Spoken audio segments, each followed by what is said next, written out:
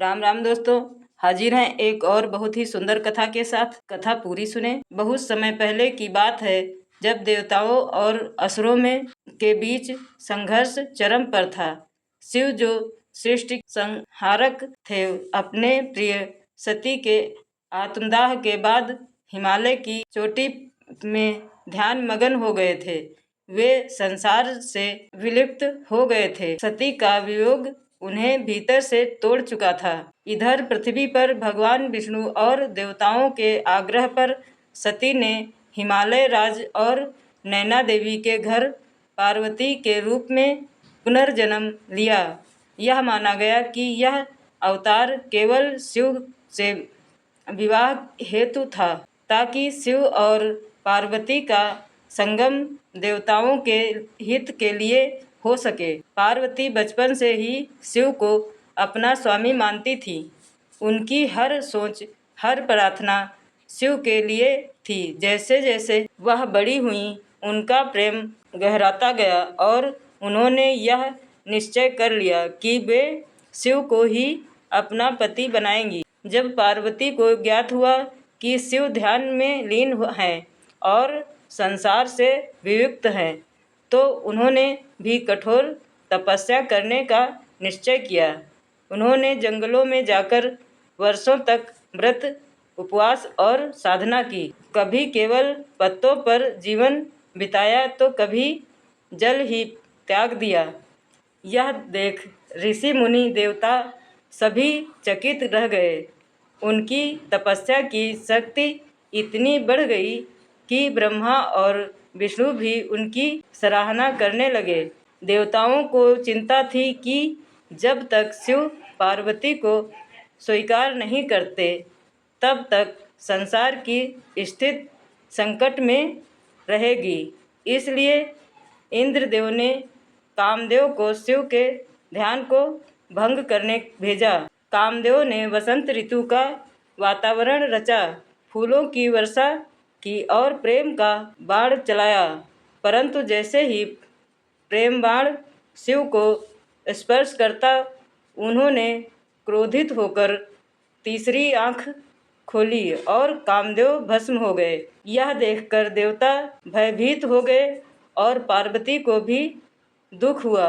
लेकिन शिव ने जान लिया कि यह सारा प्रयास क्यों किया गया है। वे फिर से ध्यान में चले गए। परवर्तिक समय में नारद मुनि ने शिव को पार्वती की कठिन तपस्या और भक्ति के बारे में बताया। शिव ने पार्वती की परीक्षा लेने का निर्णय किया। वे एक वृद्ध साधु का रूप धारण कर पार्वती के पास गए और बोले, हे कन्या, तुम किसे पाने के लिए इतना कष्ट सह रही हो? पार्वती बोली, मैं शिव को अपना पति मान चुकी हूँ। साधु हंसा और बोला, शिव वह तो एक अघोरी भस्मधारी शमशानवासी है। तुम जैसी सुंदर कन्या को कोई और भी मिल सकता है।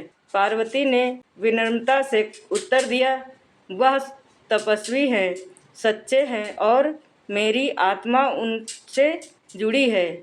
मैं उन्हें ही वर रूप में स्वीकार कर चुकी हूँ। यह सुनकर शिव प्रसन्न हुए और अपने असली रूप में प्रकट हुए। पार्वती की तपस्या सफल हुई। शिव ने विवाह के लिए स्वीकृति दे दी। हिमालय और नैना देवी ने बड़े उल्लास से विवाह की तैयारी की। विवाह का दिन आया।